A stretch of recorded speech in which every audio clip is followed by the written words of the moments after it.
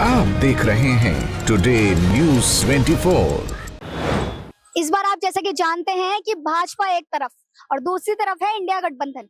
तो इस बार आपको क्या लगता है कि कौन है देश को संभालने के काबिल? देश तो पहले भी कांग्रेस ने संभाला था और अगर संभालने की बात आएगी तो अभी भी कांग्रेस ही संभालेगी देश को। तो हालात बद से बदतर हैं।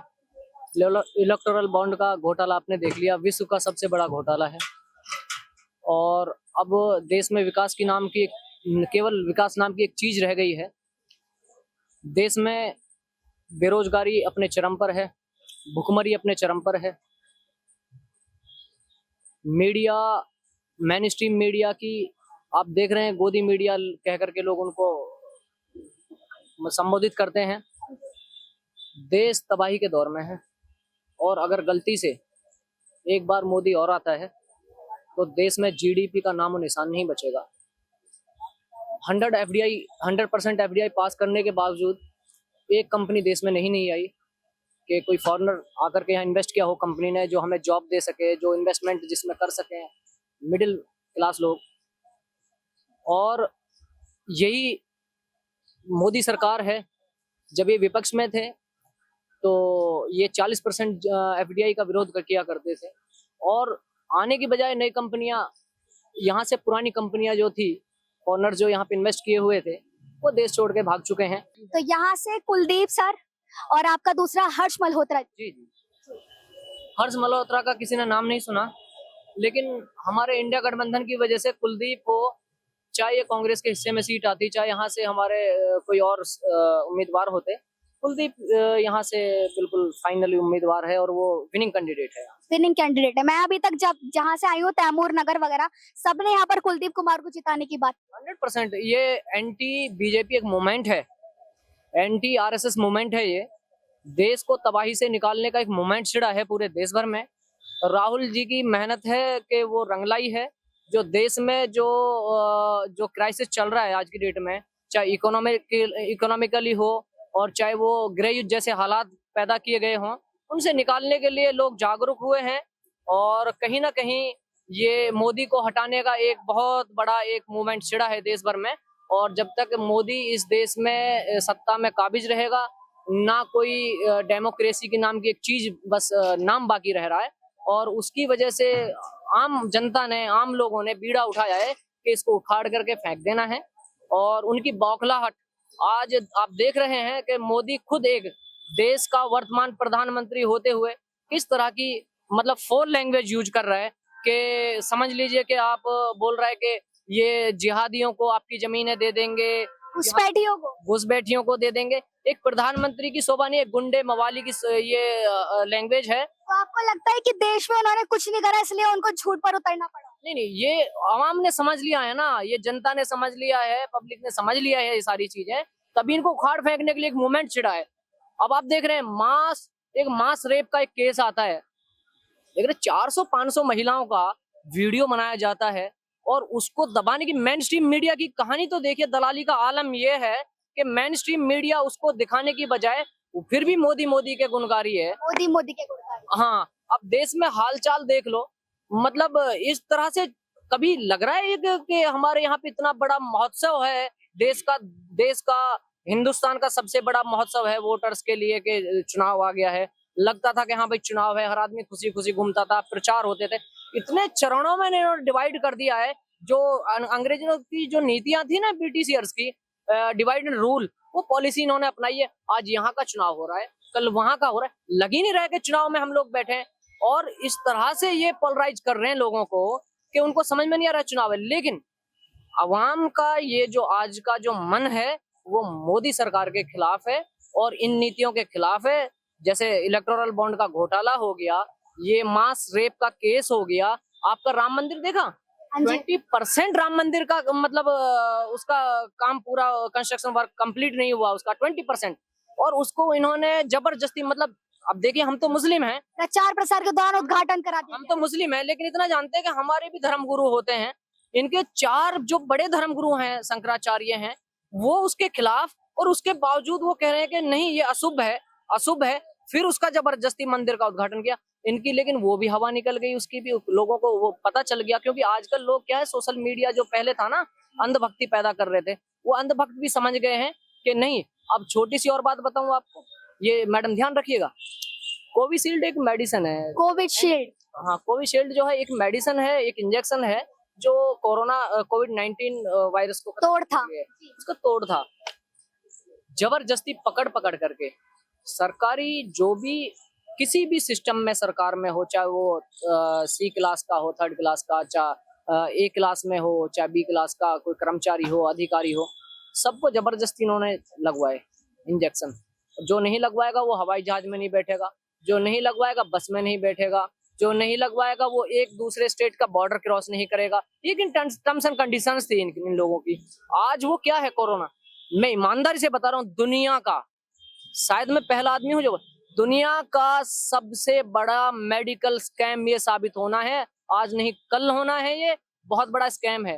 अब पहले जो अंधभक्त लोग जो थे, जो पहले कहते थे कि जमातियां स्पीड कर रहे हैं इसको, कोरोना को ये कर रहे हैं वो कर रहे हैं, जमातियों ने ना तो स्पीड किया, वो क्लियर हो गया सुप्रीम कोर्ट से, दिल्ली हाई कोर्ट से क्लियर हो गया, उनकी अंधभक्ति अब निकल गई। सब आदमी अपने हार्ट पे हाथ रख के घूम रहा है, अरे यार मेरे को कभी हार्ट अटैक ना जाए, किडनी पे हाथ रख के घूम रहा है, अरे मेरे किडनी फेल ना हो जाए, लीवर को पकड़ के घूम रहा है। आज की डेट में जिन्होंने वो लगवाए थे बड़े खुशी खुशी अंधभक्ति के दौरान ताली और ताली बजाई थी जिन लोगों ने, तो वो कह रहे हैं कि यार हमें बचाओ।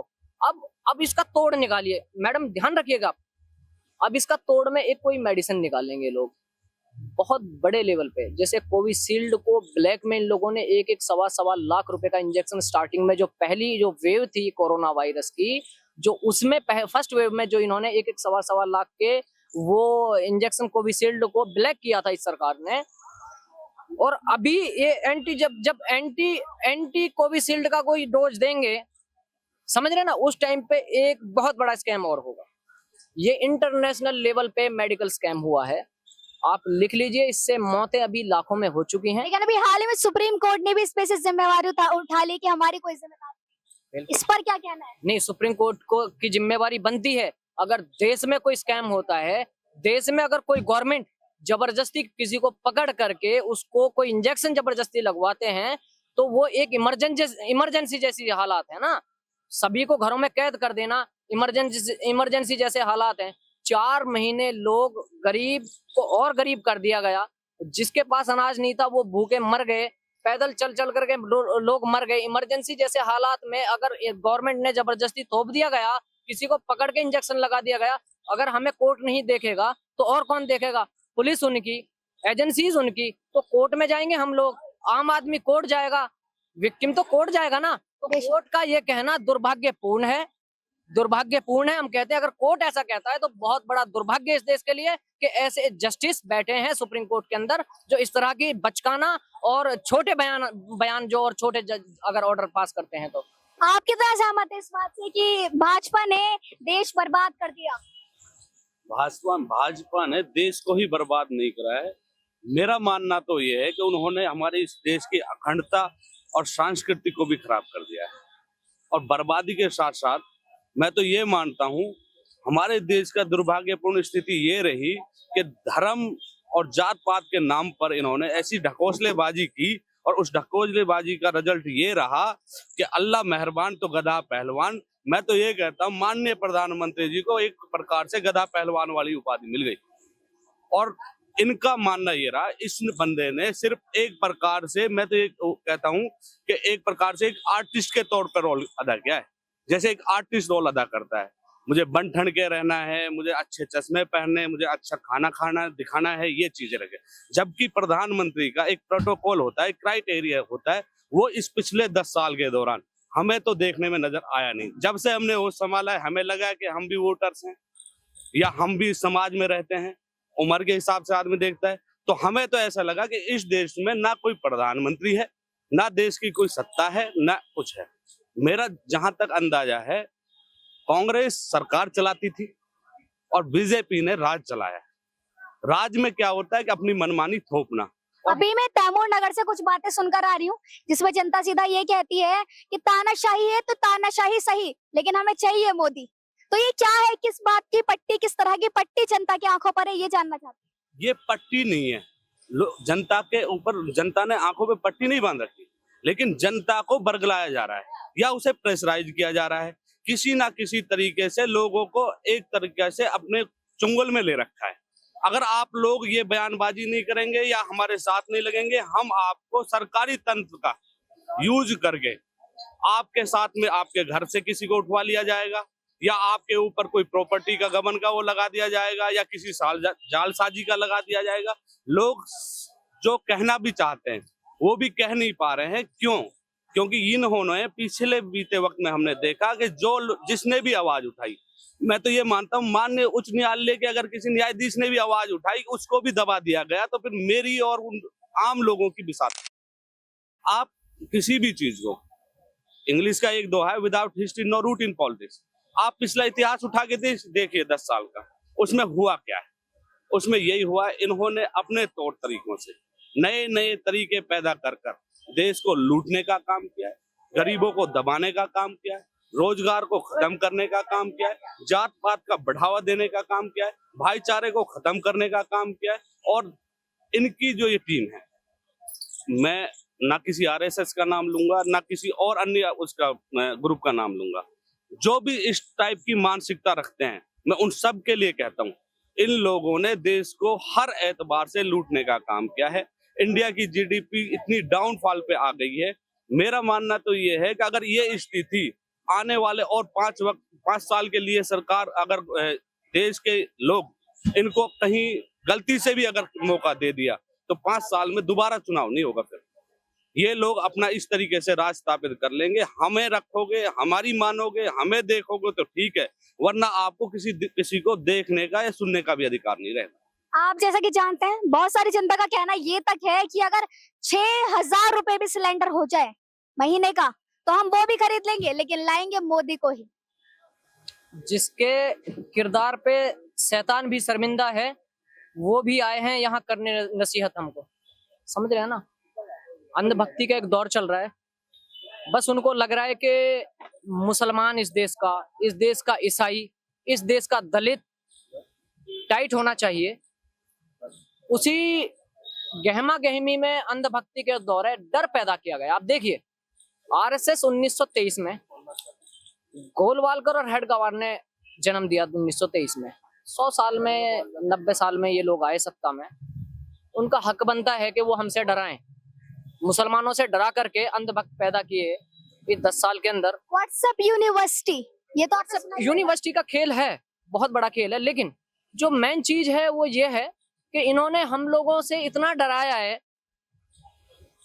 जो नॉन मुस्लिम्स हैं उनको इतना डराया गया है कि उनमें अंधभक्त पैदा कर दिए गए। ये तो मार देंगे, तुम्हारी जमीनें छीन लेंगे। प्रधानमंत्री की बचकाना और छोटी सोच, शैतान वाले इसको बोलते हैं, शैतान के पुजारी। जो शैतान का पुजारी हो, और सबसे बड़ी बात है मैडम, 6,000 रुपए का सिलेंडर कर सकते हैं, कोई बड़ी बात नहीं है। वो यूं कर सकते हैं, जिनके बच्चे नहीं हैं वो क्या दूसरे के बच्चों का दर्द समझेंगे। रंडवे पैदा कर दिए गए हैं, रंडवे। जब से मोदी और योगी जैसे लोग आए हैं ना, देश में रंडवों की एक बहुत बरसात आई है कि शादी करना छोड़ दिया है लोगों ने। और हम लोग तो जाहिर सी बात है 2-2 शादियां करते हैं। हमारे लेके 6,000 का अगर ये हो जाएगा तो खरीदेंगे तो मजबूरन हम भी।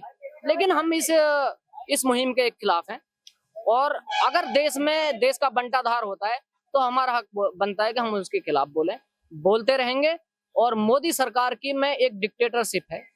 यहाँ कोई मतलब संविधान नाम की कोई चीज नहीं बची है। डिक्टेटरशिप के खिलाफ एक मूवमेंट है। आप देख लीजिए, आप अंधभक्तों में जहां जहां होकर का ही अंधभक्त मिलेंगे आपको हर जगह। लेकिन एंटी डिक्टेटरशिप एक मूवमेंट है। अमित शाह इस देश का वो तड़ीपार है जो गुजरात से तड़ीपार कर दिया गया था। इन्होंने सत्ता में आने के बाद, योगी ने 22 मुकदमे वापस लिए हैं, मोदी ने अपने मुकदमे वापस लिए हैं सत्ता में आने के बाद, अमित शाह ने अपने मुकदमे वापस लिए हैं। सुप्रीम कोर्ट का एक जजमेंट है, अगर सत्ता में रहते हुए कोई सत्ताधारी अगर अपने मुकदमे वापस लेता है, सत्ता जाने के बाद में वो मुकदमे रीओपन होते हैं। और उनके तहत ये ऐसे मुकदमे भी हैं इनके ऊपर, मर्डर और रेप जैसे, जिनमें इनको फांसी तक पहुंचाने का काम देश की आवाम करेगी। ये एंटी डिक्टेटरशिप मूवमेंट चल रहा है देश में मैडम। आपको क्या लगता है कितना सहमत है? मुझे नहीं पता इसके बारे में। नहीं पता आपको? नहीं देश की जनता में तो इन्वॉल्व है आप? नहीं नहीं, हमें कुछ इसके बारे में पता ही नहीं है। जैसा चल रहा है चल रहा है सब। चल रहा है। अगर आप ही यही सोचेंगे कि जैसा चल रहा है चलने दो, तो कैसे चलेगा सर? ये बिल्कुल ठीक बोला है इन्होंने, जैसा ही बोला, पर मुझे इससे कोई वो नहीं है। जैसा कोई वो काम नहीं है। कर रहा है बढ़िया कर रहा है। आपको लगता है कि मोदी जी जो काम कर रहे हैं बढ़िया कर रहे हाँ हैं? बढ़िया। मोदी जी के 4-5 काम गिना दीजिए। पहले तो उन्होंने रोडों के ऊपर बहुत अच्छा काम करा है। यहाँ पर रोड पे काम तो शायद केजरीवाल जी ने। नहीं केजरीवाल ने कौन सा रहा है, इतने हाईवे बनाए उन्होंने, हिंदुस्तान को कनेक्ट कर रहे हैं दूसरी सिटी से, इतना अच्छा काम कर रहा है। तो बस एक यही काम, इसके अलावा और कुछ? बहुत अच्छे काम करे हैं। क्या सर आप चाहते हैं कि मोदी जी प्रधानमंत्री रहे? नहीं, घूसखोरी खत्म कर दी उन्होंने। मोदी जी ने अच्छे काम किए हैं। 5 किलो राशन वाले 80 करोड़ देश में लोग पैदा किए हैं। ये मानते हैं कि 125 करोड़ की आवाम में 80 करोड़ लोग भुखमरी के हालात में हैं। जो 80 करोड़ लोग भिखमंगी में जिंदगी जी रहे हैं 5 किलो राशन पे मोदी जी के पे इतना अच्छा काम कर दिया है। हम देश हिटलर अपनी सांसद में, अपनी जो उनका पार्लियामेंट था जर्मनी में, जब हिटलर का अपना जमाना था तब वो एक मुर्गा को लेके गया, एक मुर्गे को, और उसमें जाके उन्होंने पता क्या किया, पूरी पार्लियामेंट के हिसाब सभी सांसद जब बैठे हुए थे उस मुर्गे के एक एक पंख उखाड़े, उसको इतना दर्द दिया सारे उखाड़ दिए और फिर उसको छोड़ दिया। और उसके बाद में फिर उसको दाना डाला उसने, और जब वो दाना डालता गया और उसके पीछे पीछे वो इतना बिलबिलाने के बाद और दाना डालता गया और वो उसके पीछे पीछे घूमता रहा। वही काम ये लोग कर रहे हैं, पहले नोच रहे हैं, नोचने के बाद में फिर दाना डालेंगे, फिर लोग पता क्या समझेंगे कि भाई यही आजादी है, यही हमारा हक है। इस तरीके से लोगों की मानसिकता बना दी है। मैडम आपको ध्यान होगा हिटलर ने एक कहानी छेड़ी थी यहूदियों से, ज्यूज से। जर्मन्स को बहुत डराया पहले, डराया गया। मोदी जी डरा रहे मुसलमानों से, डराया। यहूदियों के खिलाफ एक बहुत बड़ा प्रोपगंडे के तहत एक मूवमेंट छेड़ा उन्होंने, और उसके तहत क्या हुआ, उन्होंने जब देख लिया कि अंधभक्त पैदा कर दिए मैंने पूरा जर्मन जो है मैंने अंधभक्ति में विलुप्त कर दिया है, तो उन्होंने क्या करा, यहूदियों के खिलाफ उन्होंने मतलब उन्होंने क्या बोलते हैं उसको, मास मर्डर्स किए, जिसमें लाखों यहूदियों को कत्लेआम किया गया, जिनके मतलब जो खून था उनका जो तेजाब में जो धो करके उनसे खाद बना करके वो उनसे पैदावार में डाला था उस वक्त में। ये देश उसी हालात में है। फिर जर्मन्स को बाद में समझ में आया, अरे हम इतने डेवलप्ड कंट्री थे, हमें बर्बाद कर दिया हिटलर ने। ये देश में अवाम को 50% अवाम को अब तक समझ आ चुका है, वही डिक्टेटरशिप इस देश में है। पहले मुसलमानों से डराया जा रहा है, और जब इनको अब समझ में आ रहा है कुछ लोगों को, अरे ये मुसलमानों को डराने की बात नहीं है, ये तो हमें भी बर्बाद कर रहे हैं। सिलेंडर जहां ये कह रहे थे कि आपको 350 में सिलेंडर मिलेगा और आपको 35 रुपए लीटर जो है तेल मिले, पेट्रोल डीजल मिलेगा, आज डीजल पेट्रोल 100 पार है और आपका सिलेंडर 1200 पार है। तो इन लोगों को समझ में आ रहे नहीं यार, ये तो बिल्कुल ही हिटलर शाही है, और हिटलर जैसी ये नीति अपना करके हम लोगों को डरा करके, और ये वही जर्मन बनाना चाहता है हिंदुस्तान को भी, इतने प्यारे कंट्री को ये जर्मन बनाना चाहता है हिटलर। तो वही हिटलर शाही के खिलाफ एक मूवमेंट है, और इस मूवमेंट में इस देश की आवाम अब की बार जीत दर्ज करेगी, और आने वाला देश का प्रधानमंत्री राहुल गांधी बनेगा। आप लिख लीजिए। और अगर किसी के दिमाग में कोई अंधभक्त के फितूर है तो आपको हम बता दें, बिहार में 40 में से 39 सीट भाजपा के पास है। अब बार 10 लेकर के दिखा दें बिहार में। दिल्ली में 7 सीट हैं, 7 की 7 बीजेपी के पास थी 2019 तक में। अब की बार ये 5 सीट इंडिया गठबंधन पास है, 2 भी इनके पास नहीं आ रही। हम तो वो बता रहे सच्चाई अंधभक्ति में कुछ नहीं। हरियाणा में 10 सीट है लोकसभा, इनके पास 9 सीट है मौजूदा में। अब की बार ये 1 सीट हरियाणा में टच करके दिखाएं। उधर आप देखो 25 सीट है राजस्थान में, अब की बार वहां से 2 सीट लेकर के दिखा दें। तो ये 400 पार का जो नारा है, एक बैलून होता है ना, बैलून को उड़ा दे। अब वो उड़ तो गया है, फटना उसका तय है, कब फटेगा। अब की बार लिख लीजिए, राहुल जी की कहानी है, 150 पार नहीं हो रहे हैं। पूरा एनडीए गठबंधन की बात कर रहा हूँ, अकेला मोदी की बात नहीं। और ये यहाँ से देश छोड़ने की तैयारी कर रहे हैं। इनके घर तैयार है लंदन में, जो इन्होंने खरीदे ना योगी मोदी ने और इन्होंने अमित शाह वगैरह ने, इनके घर का रेनोवेशन करवाना स्टार्ट कर दिया इन लोगों ने। और जिस दिन काउंटिंग डे होगा ना इस देश का, उस दिन महोत्सव देखेगा केवल हमें कि आज देश का सबसे बड़ा महोत्सव है, और उस दिन हम इन्हें इन्हीं एयरपोर्टों पे, देश के एयरपोर्टों पे हम लॉकडाउन कराएंगे और इन्हें अवाम भागने नहीं देगी। लिख लीजिए जो रेनोवेशन करा रहे हैं अपने घरों का। आपने देखा किस तरीके से उन्होंने बताया कि किस तरीके से उन्होंने भाजपा मोदी की पोल खोल के रख दी। अब आप क्या सोचते हैं इसके बारे में हमें कमेंट करके जरूर बताइएगा और हमारा चैनल टुडे न्यूज़ 24 सब्सक्राइब करें और लाइक करना बिल्कुल ना भूलें।